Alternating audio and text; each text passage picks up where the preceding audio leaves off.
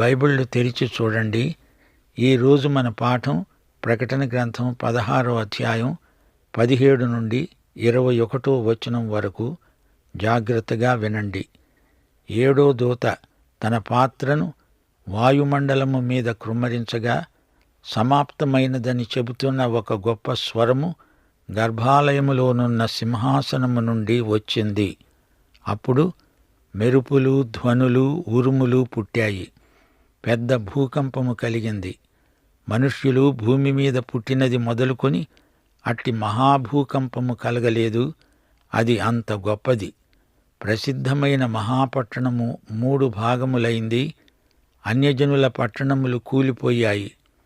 తన తీక్షణమైన ఉగ్రత అనే మద్యము గల పాత్రను మహాబబులోనుకు ఇవ్వాలని దానిని దేవుని సముఖమందు జ్ఞాపకము చేశారు. ప్రతి ద్వీపము పారిపోయింది. పర్వతములు కనపడకుండా పోయాయి.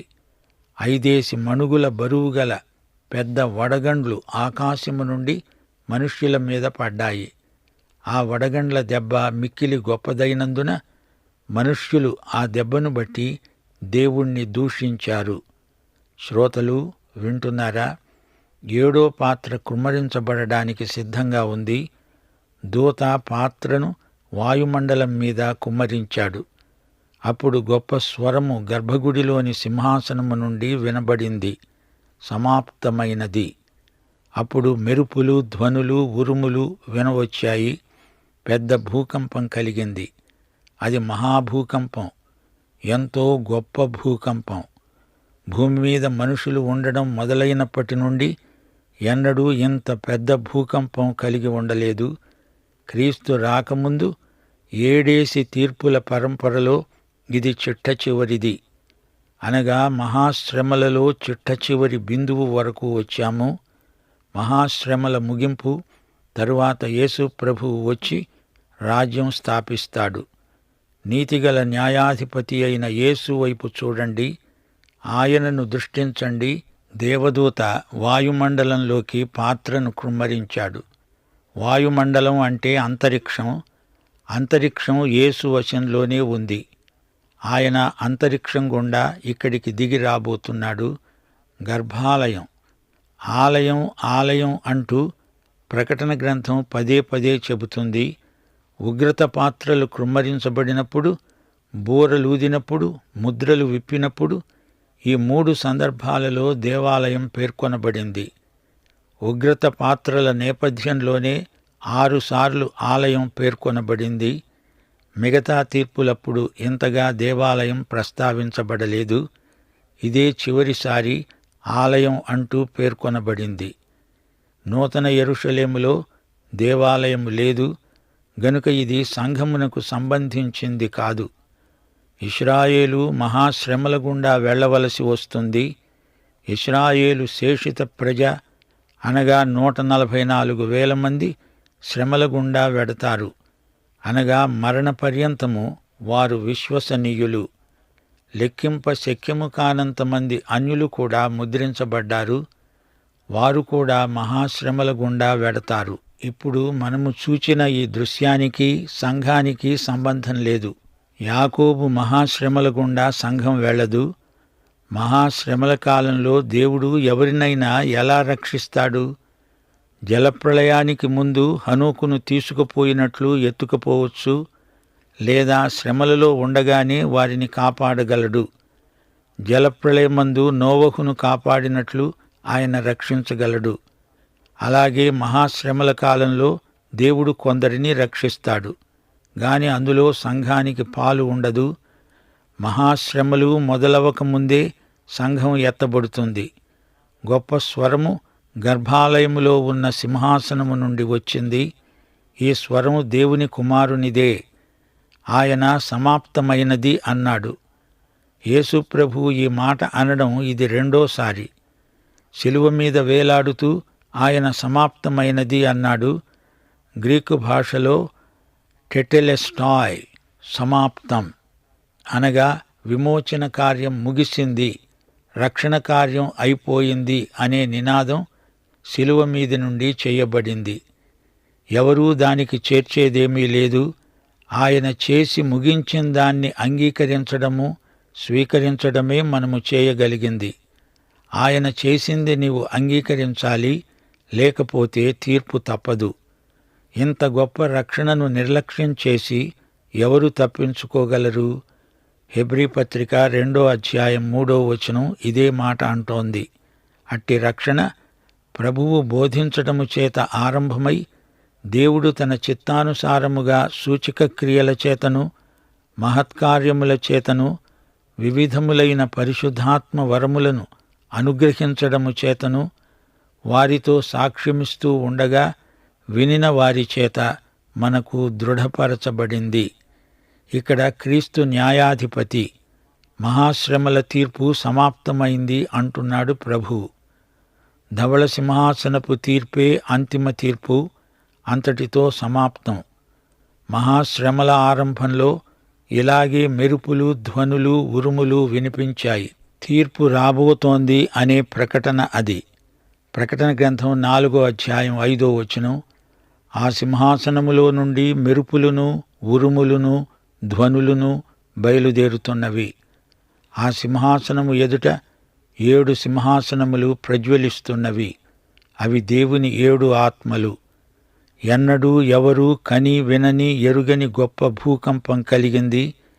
శ్రమల ముగింపులో ఈ భూకంపం వచ్చి లోకాన్ని అట్టిట్టు చేస్తుంది. మహాపట్టణం 3 భాగాలైంది. అన్యుల పట్టణాలు కూలిపోయాయి. ఉగ్రత అనే మద్యపాత్రను బబులోనుకు ఇవ్వాలి అని జ్ఞాపకం చేయబడింది. ద్వీపాలు పారిపోయాయి. పర్వతాలు అదృశ్యమయ్యాయి. 5 మణుగుల బరువుగల పెద్ద వడగండ్లు భూమి మీద పడ్డాయి. వడగండ్ల దెబ్బను బట్టి ప్రజలు దేవుణ్ణి దూషించారు. భూకంపం వచ్చినప్పుడు యెరూషలేము 3గా చీలిపోయింది, 3 భాగాలైంది. ఈ భూకంపం వల్ల ఒక్క యెరూషలేమే కాదు, అన్యుల పట్టణములన్నీ కూలాయి. భూకంపం యెరూషలేములో కేంద్రీకరించబడింది. అక్కడి నుండి అన్య పట్టణాలన్నిటికీ వ్యాపించింది. భూకంపం లోకమంతటినీ భారీ ఎత్తున నాశనం చేసింది. తిరిగి బబులోను ఇక్కడ పేర్కొనబడింది. ప్రకటన గ్రంథం 14వ అధ్యాయం 8వ వచనంలో ఒకసారి బబులోనును గురించి చెప్పబడింది. రెండో దూత అన్నాడు, మోహోద్రేకముతో కూడిన తన వ్యభిచార మద్యమును సమస్త జనములకు త్రాగించిన ఈ మహాబబులోను కూలిపోయింది, కూలిపోయింది. 15-16 అధ్యాయాలలో బబులోను వివరాలు ఎన్నెన్నో చెప్పబడినాయి. ప్రతి ద్వీపము పారిపోయింది. ద్వీపాలు భూకంపాల వల్ల కదిలాయి. వాటి స్థానాలు మారాయి. తీర్పులో చిట్టచివరికి వడగండ్ల తుఫాను వచ్చింది. వడగండ్ల పరిమాణమే విలక్షణంగా ఉంది. ఒక్కొక్కటి 5 మణుగుల బరువుంది. యెహోషువ కాలంలో వడగండ్ల తుఫానొచ్చింది. యెహోషువ 10వ అధ్యాయం 11వ వచనం, వారు ఇశ్రాయేలీయుల ఎదటి నుండి బేతుహోరోనుకు దిగిపోయే త్రోవను పారిపోతూ ఉండగా వారు అజేకాకు వచ్చే వరకు యెహోవా ఆకాశము నుండి గొప్ప వడగండ్లను వారి మీద పడవేశాడు. గనుక వారు దానిచేత చనిపోయారు. ఇశ్రాయేలీయులు కత్తివాత చంపిన వారి కంటే ఆ వడగండ్ల చేత చచ్చిన వారు ఎక్కువ మంది అయ్యారు. క్రీస్తు శకం 70వ సంవత్సరంలో టైటస్ అనే రోమా సేనాపతి యెరూషలేమును నేలమట్టం చేశాడు. ఆ సందర్భంలో వారు యెరూషలేముపై అంత పెద్ద రాళ్ళు, గుండ్లు పడేశారు. పట్టణాన్ని ధ్వంసం చేశారు.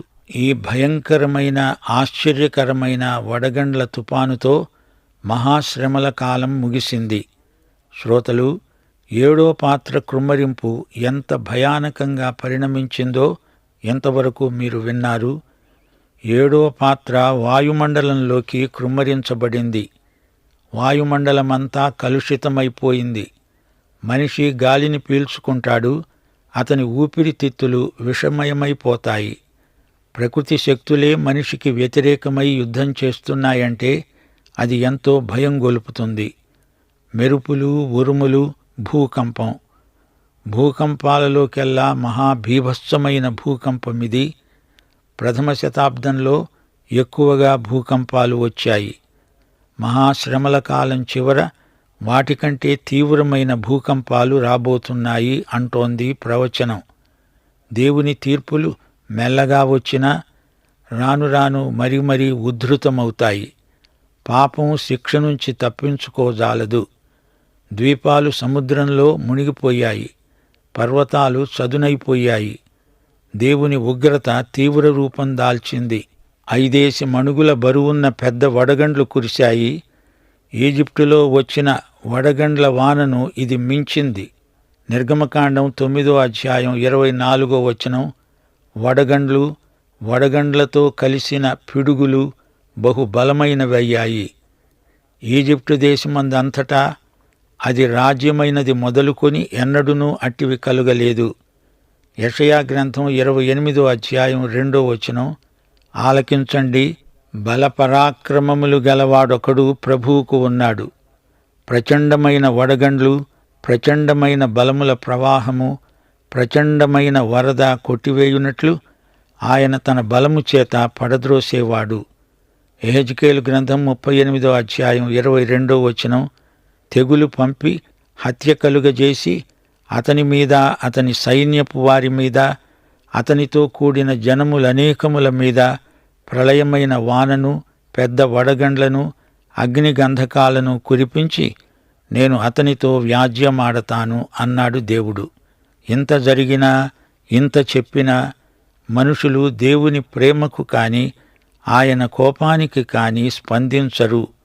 మొండికెత్తిన బండగుండెలు, హృదయపు తలుపులు మూసేసుకున్నారు. దేవుని మాటను ఖాతరు చేయటం లేదు.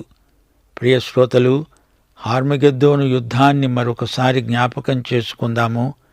అంత్యక్రీస్తును గురించి కీర్తనలు 2:3 ప్రస్తావన వచ్చింది. భూరాజులు యెహోవాకు, ఆయన అభిషిక్తునికి విరోధముగా నిలువబడుతున్నారు. ఏలికలు ఏకీభవించి ఆలోచన చేస్తున్నారు. అంత్యక్రీస్తు భూరాజులందరినీ సంఘటితపరుస్తాడు. ఈజిప్టు నుండి దమస్కుకు పోయే తోవలో ఉంది మెగిద్దో. ఎస్డ్రెలోను మైదానంలో ఉంది మెగిద్దో.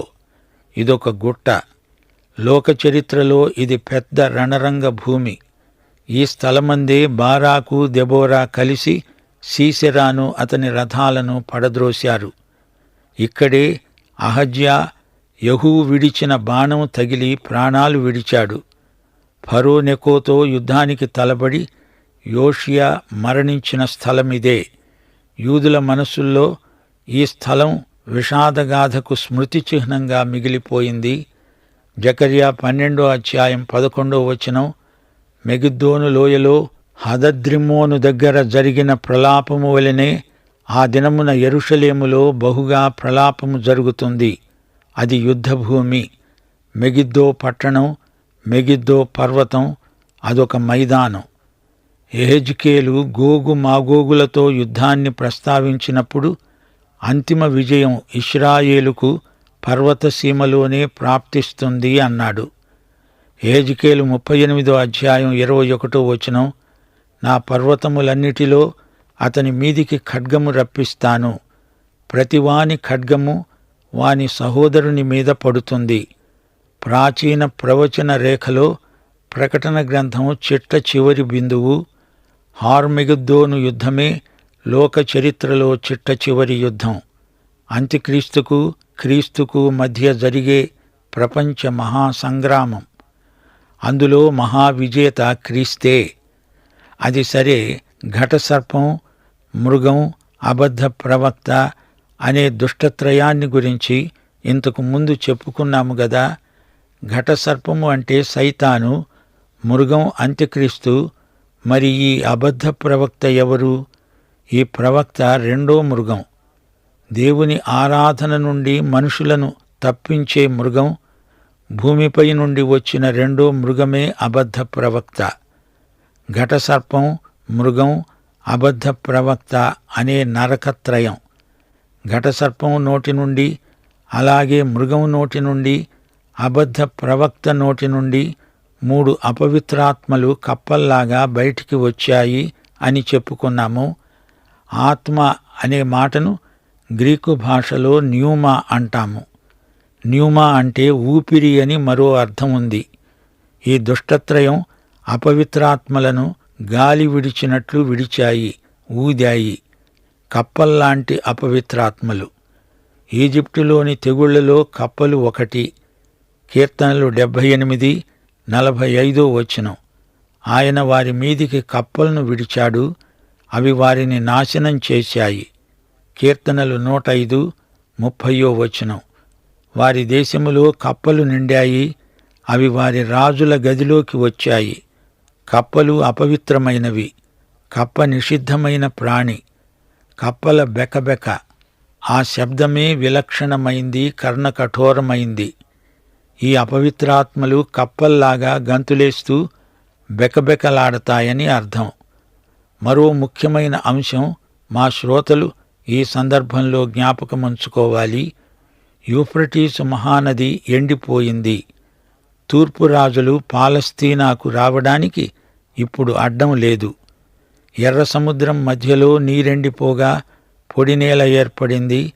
అలాగే యోర్దాను నది కూడా యెహోషువ నేతృత్వంలో మధ్య ఆరిన నేలపై ఇశ్రాయేలీయులు నడిచారు. యెషయా 11:15 యెహోవా యూఫ్రటీసు నది మీద తన చెయ్యి ఆడిస్తాడు. పాదరక్షలు తడవకుండా మనుష్యులు దాటునట్లు దానిని చేస్తాడు. యూఫ్రటీసు ఎండిపోగా అంత్యక్రీస్తు బలగం రావటానికి మార్గం ఏర్పడింది. ప్రియ శ్రోతలు వింటున్నారా? వడగండ్లు పడ్డాయి. ఒక్కొక్కటి 5 మణుగుల బరువు కలది, అనగా 40 కిలోల బరువు. అవి బ్రహ్మాండమైన వడగండ్లు. ప్రియ శ్రోతలు, అంత్యక్రీస్తు ఆత్మను పసికట్టండి. యేసుక్రీస్తు నుండి ప్రజల దృష్టిని మరల్చి నన్ను చూడండి, నన్ను ఆరాధించండి అనేవాడే అంత్యక్రీస్తు. అలాంటి మనస్తత్వం గలవారున్నారు, జాగ్రత్త. మానవతావాదం చిట్టచివరికి అంత్యక్రీస్తు వైపునకే మొగ్గుతుంది. యేసుక్రీస్తును అనుకరిస్తూ నకిలీ పనులు చేసేవాడే అంత్యక్రీస్తు. కృత్రిమ శాంతిని, కృత్రిమ స్వాతంత్ర్యాన్ని చూపి ప్రజలను మభ్యపెట్టేవాడు అంత్యక్రీస్తు. దానియేలు గ్రంథం 7:8 గర్వంగా మాట్లాడే నోరు అంత్యక్రీస్తు నోరు. వీని సంఖ్య 666. 6 అనేది మానవుడి అంకె. 666 మానవతావాదాన్ని సూచిస్తోంది. మనిషి దేవుని స్థానాన్ని ఆక్రమిస్తే అదే అంత్యక్రీస్తు విధానం. అంత్యక్రీస్తు తాత్కాలిక పరిపాలనలో ఈ సంఖ్య ప్రచారంలోకి వస్తుంది. నుదుటి మీద, చేతి మీద ముద్రించబడే అంత్యక్రీస్తు సంఖ్య 666. నుదురు అంటే మనిషి లక్ష్యము, చిత్తము, దృక్పథం. చేయి అంటే పని, కార్యాచరణ. ఈ 2 అంత్యక్రీస్తు ప్రభావం క్రిందికి వస్తే అదే 666 గుర్తు.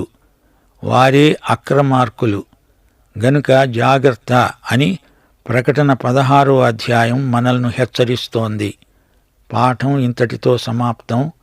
ప్రభు అయిన యేసుక్రీస్తు వారి కృప, తండ్రి అయిన దేవుని ప్రేమ, పరిశుద్ధాత్మ యొక్క అన్యోన్య సహవాసము మనకు నిత్యత్వము పర్యంతము తోడై ఉండునుగాక.